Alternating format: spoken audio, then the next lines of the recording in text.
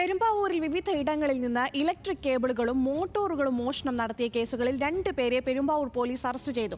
ആസാം ഗുവാഹട്ടി സ്വദേശി മന്നാൻ അലി, ആസാം ജുരിയ സ്വദേശി റജബ് അലി എന്നിവരെയാണ് പോലീസ് അറസ്റ്റ് ചെയ്തത്.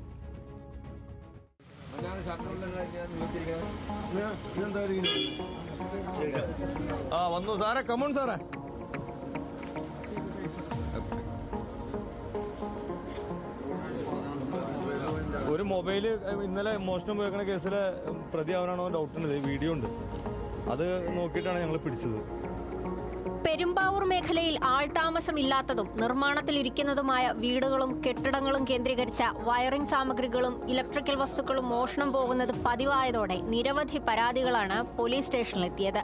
കഴിഞ്ഞ ദിവസം ഇലക്ട്രിക് കേബിളുകളുമായി 2 ഇതര സംസ്ഥാന തൊഴിലാളികളെ നാട്ടുകാർ തടഞ്ഞുവെച്ച് പോലീസിൽ ഏൽപ്പിച്ചിരുന്നു.